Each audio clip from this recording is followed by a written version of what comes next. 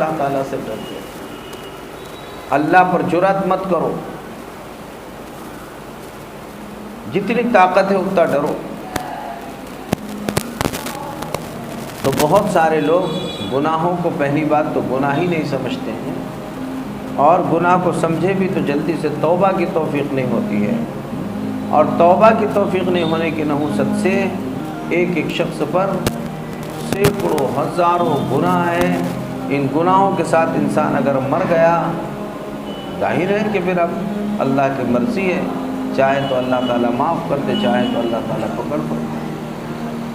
اللہ نے قرآن میں فرمایا ان اللہ لا یغفر ان یشرک بہ، اللہ شرک کو تو کبھی معاف نہیں فرمائیں گے، ویغفر ما دون ذلک لمن یشاء، لیکن شرک کے علاوہ اللہ معاف کریں گے، لیکن خود اللہ جس کو چاہیں گے اسی کو معاف کریں گے۔ ہاں، توبہ کر لیے اللہ سب کو معاف کرے، جنہوں نے بھی توبہ کر لی، توبہ کرنے والوں کو تو معاف کر دیا جائے، لیکن جو توبہ نہ کرے پکڑ۔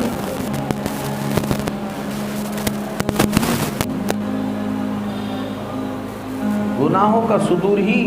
نہیں ہونا چاہیے، اور ہو رہا ہے فوراً توبہ، استغفار، معافی، تلافی، اللہ تبارک و تعالیٰ کی جانب رجوع، اور اللہ تبارک و تعالیٰ سے ہمیشہ کے لیے اس کو چھوڑنے کی اپیل اور درخواست کرتے رہنا چاہیے، کیونکہ گناہ ایک بہت مہلک مرض ہے میرے بھائی۔ تو اس کا علاج بتا رہا تھا کہ گناہوں کو چھوڑنے کے لیے تھوڑی سی ہمت کرنی پڑے گی۔ شیطان بہکائے گا کہ ارے ابھی تو جوان ہے، ابھی کیا گناہ کو چھوڑ دے گا، زندگی پڑی ہوئی ہے۔ کبھی کہے گا پھر توبہ کا طریقہ تو معلوم ہی ہے، اپن توبہ کر لیں گے، ابھی تو گناہ کر لو۔ یعنی شیطان کے مختلف ہتھ کنڈے ہوتے ہیں، اور کس ہتھ کنڈے میں کب وہ کیسا پھنسائے گا کچھ نہیں کہہ سکتے۔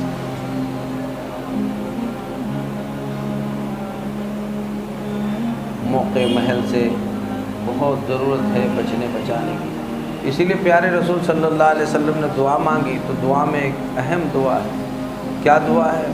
دعا میں پیارے رسول صلی اللہ علیہ وسلم نے فرمایا اللہم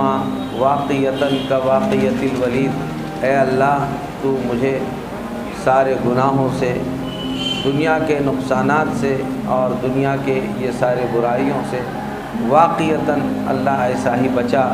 کواقیت الولید، جیسا ماں بچے کو اگر چلائے تو انگلی پکڑ کر خود جیسا چلاتی ہے، اللہ آپ اپنے دین پر مجھے بھی اسی طرح سے چلائیے، سب برائیوں سے گناہوں سے بچائیے۔ اللہم واقعتاً کواقیت الولید، ولید ولد کا تصغیر ہے، یعنی بالکل چھوٹے بچے کو اس کی ماں جس طرح سے سارے برائیوں سے بچا کر چلاتی ہے، تو اصل ہم کو آپ کو سب کو بچانے والی ذات اللہ کی ہے، لیکن اللہ تبارک و تعالیٰ نے ذمہ داری دی ہے کہ تم خود بھی بچنے کی فکر کرو، حتی المقدور بچتے ہو، جتنی ہمت ہے، جتنی طاقت ہے، جتنی تمہاری کوشش ہے، بچتے ہو۔ وقت کا تقاضا ہے بھائی۔ اچھا، میں نے پہلے مجلسوں میں بھی یہ بات عرض کیا تھا کہ سب گناہ میں مبتلا نہیں ہے، ہر ایک کا اپنا ایک کوئی خاص گناہ ہے، وہ اسی میں مبتلا ہے۔ سب گناہ کر بھی نہیں سکتے، وقت واحد میں اس سے ہو بھی نہیں سکتا، اور سب کی لت میں سب مبتلا بھی نہیں، لیکن ہر شخص جو ہے کوئی ایک دو تین گناہوں میں مبتلا ہے، تو اپنے کو چاہیے کہ باضابطہ ایک فہرست بنائے کہ ایسے کون سے گناہ ہیں جو میرے سے صادر ہو گئے، لکھ لے۔ مثلا میرے سے غیبت ہو رہی کہ جہاں بیٹھو کسی کی نہ کسی کی برائی بیان کرتے ہوئے بیٹھتا ہوں، جہاں بیٹھو کسی کے پیٹھ پیچھے اس کو میں برا کہنے کی مجھے عادت لگ گئی، سامنے والے بھی رکتے نہیں اور میں بھی غیبت سے رکتا نہیں، ایک گناہ مجھ سے غیبت ہو رہا، بدگمانی کا گناہ ہو رہا، بد نگاہی کا گناہ ہو رہا، تو یہ اپنے گناہ جو ہے وہ گناہوں کو لکھ لیں اور اب باضابطہ اس پر محنت شروع کریں کہ یہ مجھے چھوڑنا ہے۔ سب سے پہلی بات اس لیے چھوڑنا ہے، میرے اللہ کا حکم ہے کہ یہ گناہ کو چھوڑو، اللہ کا حکم ہے گناہوں کو چھوڑو، اس لیے مجھے یہ گناہ کو چھوڑنا۔ دوسرے، اگر میں نے گناہ کو نہیں چھوڑا، میرا اللہ تو مجھے گناہ کرتے وقت دیکھ رہا ہے۔ تیسرے، اگر میں نے گناہ ہی کر ڈالا اور اگر مجھے مرنے تک توفیق توبہ کی نہیں ہوئی تو پھر ہو سکتا ہے اس کی وجہ سے جہنم میں بھی جانا پڑے۔ جب بندہ تھوڑا یہ غور کرے گا، اسی لیے علماء نے لکھا ہے کہ اس کے لیے دو باتوں کی کثرت کرے، ایک شیطان مردود سے پناہ مانگے، اس کے لیے اعوذ باللہ من الشیطان الرجیم، اعوذ باللہ من الشیطان الرجیم، اعوذ باللہ من الشیطان الرجیم کثرت سے پڑھتا رہے۔ غالباً حسن حسین میں یہ روایت منقول ہے کہ جو شخص فجر کے بعد 10 مرتبہ اعوذ باللہ من الشیطان الرجیم پڑھے تو شام تک اللہ اس کی شیطان سے حفاظت فرمائیں گے، اور جو شام میں پڑھے تو صبح تک حفاظت ہوگی۔ تو 10 مرتبہ اعوذ باللہ من الشیطان الرجیم پڑھیں گے تو شیطان سے بچاؤ کا سامان آپ کو ملے گا کہ کیسا بچنا چاہیے، اللہ بچنے کی۔ دوسری چیز، چلتے پھرتے اٹھتے بیٹھتے ہر وقت زبان زد استغفر اللہ ربی من کل ذنب واتوب الیہ، تو اس کا دل گواہی دے گا کہ بندے تو معافی تو مانگتا ہی رہ رہا ہے، مانگ رہا ہے، پھر گناہ میں کیوں مبتلا ہو۔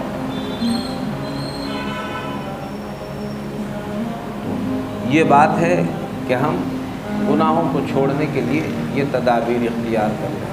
فجر کے بعد سب ساتھی 10 مرتبہ اعوذ باللہ من الشیطان الرجیم پڑھنا اپنے معمولات میں شامل کر لیں، اور اٹھتے بیٹھتے چلتے پھرتے استغفر اللہ ربی من کل ذنب واتوب الیہ آپ جتنا پڑھ سکتے ہیں پڑھتے رہیے۔ اس کی برکتوں سے اللہ تعالیٰ چھوٹے بڑے گناہوں سے بچائے گا بھی، اور اس کے آنے والے وسوسوں سے بھی اللہ تعالیٰ حفاظت فرمائے گا۔ اب آپ سنیے، پیغمبر جناب محمد الرسول اللہ صلی اللہ علیہ وسلم، آپ جیسا معصوم نہ دنیا نے پہلے کبھی دیکھا ہے نہ بعد میں کبھی دیکھ سکتی۔ اللہ نے آپ کو بالکل معصوم بنایا، معصوم عصمہ رب العالمین، معصوم ہے جن کو اللہ نے معصوم بنایا، اللہ نے معصوم بنایا۔ بہت بڑی اونچی شان پیغمبر صلی اللہ علیہ وسلم۔ صحابہ فرماتے، اب دھیان سے سنو، پیغمبر صحابہ فرماتے ہیں کہ ہم پیغمبر صلی اللہ علیہ وسلم کے ساتھ مسجد نبوی میں بیٹھے ہوئے ہوتے، مسجد نبوی میں بیٹھے ہوئے، اور ایک ایک مجلس میں ہم نے اللہ کے نبی کو 70 مرتبہ اللہ سے مغفرت مانگتے ہوئے سنا ہے، 70 مرتبہ۔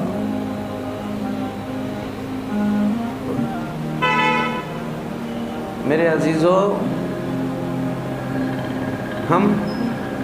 راہ سلوک اختیار کرنے جا رہے ہیں تو ہمیں معلوم ہونا چاہیے کہ راہ سلوک گناہوں کے ساتھ کیسے طے ہو سکتی ہے۔ میں خود بھی اس کا محتاج ہوں، اور ہم سب بھی محتاج ہیں کہ ہم گناہوں کو چھوڑیں۔ اب آپ اندازہ لگاؤ، حضور اکرم صلی اللہ علیہ وسلم جیسا معصوم اللہ آج تک کسی ماں نے نہیں دیکھا۔ اب جنت جن کے لیے سجائی جاتی ہے، ساری زمین جن کے لیے زمین و آسمان بنائے گئے، پھر خیر القرون سب سے اچھا زمانہ پھر حضور اکرم صلی اللہ علیہ وسلم کے سامنے بیٹھے ہوئے سب صحابہ اور بیٹھے ہوئے وہ مسجد نبوی میں جس میں ایک نماز پڑھے تو 50,000 نمازوں کا ثواب، اور پھر اس میں بھی ریاض الجنہ میں، ریاض الجنہ کا مطلب ہی ہوتا ہے جنت میں، ریاض الجنہ بولے تو کیا، جنت کا باغ۔ علماء کہتے ہیں کہ قیامت کے دن اللہ وہ جو ریاض الجنہ ہے، یہ حصے کو اتنا زمین میں سے کاٹ کے اسی کو جنت میں فٹ فرمانے والا ہے۔ جنت میں سب ہے مدینہ نہیں، اور مدینہ میں جنت موجود، جنت میں سب ہے، مدینہ نہیں، چونکہ مدینہ تو زمین پر ہے، لیکن زمین کے مدینہ میں خود ہی جنت موجود۔ جنت میں سب ہے مدینہ نہیں، اور مدینہ میں جنت موجود۔ آپ صلی اللہ علیہ وسلم وہ مدینہ کے جنت میں بیٹھے ہوئے اور پورے صحابہ بیٹھے ہوئے، آپ سے بھلا بولو نا بھائی کیا گناہ ہوا ہوگا اس میں، لیکن پیغمبر اس مجلس میں ایک مجلس میں بولو کتنے مرتبہ، 70 مرتبہ فرما رہے ہیں، گویا اللہ معاف فرما دے، اللہ معاف فرما دے، اللہ معاف فرما دے، اللہ۔ میرے بھائیوں، پیارے نبی کا یہ عمل اسی وجہ سے تھا کہ کم سے کم آپ مسجد نبوی میں یہ عمل کر کے بتا رہے تو کم سے کم اپن نئی مسجد میں کرتے ہیں، گھروں میں نہیں کرتے، کم سے کم جہاں گناہ کریں وہاں تو پڑھو۔ کون مائی کا لال بول سکتا ہے کہ میں نے 7 مرتبہ بھی استغفر اللہ پڑھا ہوگا؟ گناہ کے مجلسوں میں، بازاروں میں کہاں ہو رہا ہے؟ ہم توبہ کی طرف جانا ہی نہیں چاہتے، توبہ کا دروازہ کھٹکھٹا دے گی، اور پیغمبر صلی اللہ علیہ وسلم 100 مرتبہ، کہیں تو فرماتے کہ 100 مرتبہ، کہیں 70 مرتبہ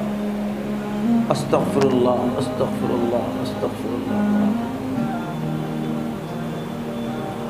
اب ظاہر ہے ان کے وہ صحابہ تھے، نام اعمال ترستا تھا، کہیں تو بھی ایک آدھی کالی لکیر بنا دی جائے، نام اعمال ترستا رہا تو اسے کوئی گناہ ملا نہیں، اور ہمارے نام اعمال ترستے رہ رہے ہیں، کہیں تو سفید لکیر ملے تو ہم موقع دینے کو تیار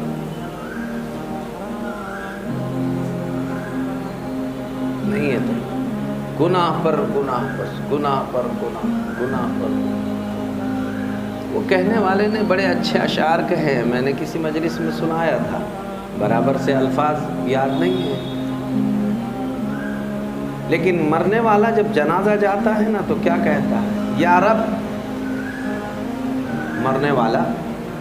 جب ڈولی جاتی ہے، جنازہ جاتا ہے، یا رب تیری رحمت کا امیدوار بن کر آیا ہوں، یا رب۔ مرنے والا جنازہ جا رہا نا، کفن میں لپیٹا ہوا ہے، یہاں چوٹی کو بھی باندھے ہوا ہے، بیچ میں بھی باندھے ہوا ہے، پیروں میں بھی باندھے ہوا ہے، اور جنازہ ڈولی میں سے بول رہا ہے، زبان قال نہیں، زبان حال سے اللہ کو بول رہا ہے، یا رب تیری رحمت کا امیدوار بن کر آیا ہوں، شرم کے مارے منہ پر کفن کو لپٹ کر آیا ہوں، یا رب تیری رحمت کا امیدوار بن کر آیا ہوں، شرم کے مارے منہ پر کفن کو لپیٹ کر آیا ہوں۔ اگلا جملہ سنو نا، اللہ عجیب کہنے، یعنی بعض اوقات بعض شاعر زندگی کی حقیقت بتا دیتے ہیں انسانوں کو۔ مردہ بول رہا ہے جنازے میں سے، اب سمجھ میں آیا اس کے، یا رب تیری رحمت کا امیدوار بن کر آیا ہوں، شرم کے مارے منہ پر کفن کو لپیٹ کر آیا ہوں۔ آگے کہتا ہے چلنے نہ دیا مجھ کو گناہوں کے بوجھ نے، چلنے نہ دیا مجھ کو گناہوں کے بوجھ نے، اس لیے 4 یار کے کندھوں پہ سوار ہو کر آیا۔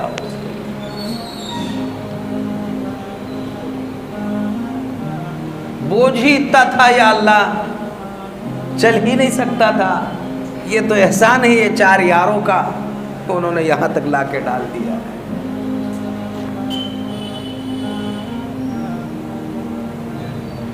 گناہوں کو چھوڑنا ہے بھائیو، تو کہتے ہیں، کہنے والے نے کہا ہے، یا رب تیری رحمت کا امیدوار بن کر آیا ہوں، شرم کے مارے منہ پر کفن کو لپیٹ کر آیا ہوں، چلنے نہ دیا مجھ کو گناہوں کے بوجھ نے، اس لیے 4 یار کے کندھوں پہ سوار ہو کر آیا ہوں۔ یا اللہ ورنہ میں تو چل ہی نہیں سکتا تھا، معلوم نہیں کیا حال اور کیا حشر بن جاتا تھا۔ بوجھ اتنا تھا گناہوں کا کہ تنہا آ ہی نہیں سکتا تھا۔ بولو، یہ ہے ہمارے زندگی کی حقیقت بھائیو۔ گناہ کرتے کرتے ہم تھک گئے ہیں، اور پھر نہ ہمیں احساس ہے، نہ شرمندگی ہے، نہ توبہ کی توفیق ہے۔ یہ مجلس میں آنے کے بعد اپن تھوڑا سا احساس لے کر جائے بھائیو۔ دیکھو مثال کے طور پر ہمارے اس شہر میں یوں سمجھیے، انداز ایک مثال، ہماری 1 لاکھ لوگ ہیں، یہ 1,00,000 لوگوں میں سے یہ 100 لوگ یہاں پر آئے ہوئے ہیں، تو اب ظاہر ہے کہ اگر ہم 100 نے عزم کر لیا کہ واقعی مجھے گناہ چھوڑنا ہے، تو اب وہ 1,00,000 باقی نہیں رہیں گے، اس میں بڑے مشکل سے 99,900 باقی رہیں گے۔ 100 کم ہو گئے، 100 کم ہو گئے، ورنہ اگر یہ 100 بھی کہے کہ نہیں ساری دنیا جو کر رہی وہ مجھے بھی کرنا ہے، تو وہ 1,00,000 سے 1,00,000 تو رہے ہی، اب کل جو ہماری نسل رہے گی وہ زائد رہے گی۔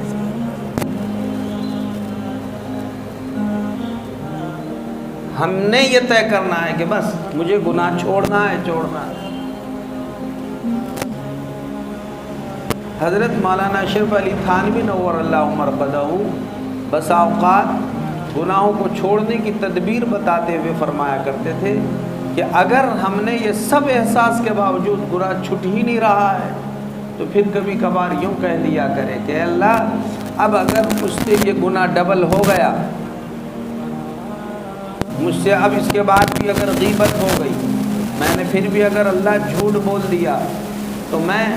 اب 100 رکعت نفل نماز پڑھوں۔ اب اس کو ڈر ہوگا کہ مجھے اب 100 رکعت پڑھنی ہے، ایک مرتبہ جھوٹ بول دیا تو، یا یہ ہے کہ میں 100 روپے صدقہ کر دوں گا، اب وہ صدقہ کرتا رہے، جب ایسی بات ہوگی اس پر صدقہ لازم آئے گا، گناہ کو چھوڑنے کے لیے صدقہ لازم۔ کبھی کبھار ایسی نیتیں کر لی جائے۔ میں نے اپنے بعض بزرگوں سے یہاں تک سنا کہ گناہ چھوڑنے کے خاطر انہوں نے قسمیں کھائی، اللہ آپ کی قسم، اگر اب اس کے بعد مجھ سے یہ گناہ ہو گیا، میں آپ کی قسم کھاتا ہوں کہ آج کے بعد اب یہ گناہ میں نہیں کروں گا۔ اور اگر اب گناہ ہو گیا تو ظاہر ہے کہ جب گناہ ہو گیا، قسم اللہ کی کھائے تو اب ڈبل گناہ ہو گیا، ایک تو گناہ کا گناہ اور ایک قسم توڑنے کا گناہ۔ اب قسم اگر ٹوٹ گئی تو اس کی وجہ سے اس کے اوپر جو ہے 3 دن مسلسل روزے رکھنا واجب ہو جاتا ہے۔ مطلب یہ ہے کہ کوئی ایسے تدبیر اور بہانہ بنا دے کسی طرح سے، گناہوں کو چھوڑ دے وہ۔ تو آج کی مجلس میں پھر یہ پیغام ہے کہ بھائیو، وہ ہمارا جملہ بہت مشہور ہے کہ ہر مسلمان پر ہر نیکی کا کرنا ضروری نہیں ہے، ہر نیکی کا کرنا ہر ایک کے لیے ضروری نہیں ہے، لیکن ہر مسلمان پر ہر چھوٹے اور بڑے گناہ کا چھوڑنا ضروری ہے۔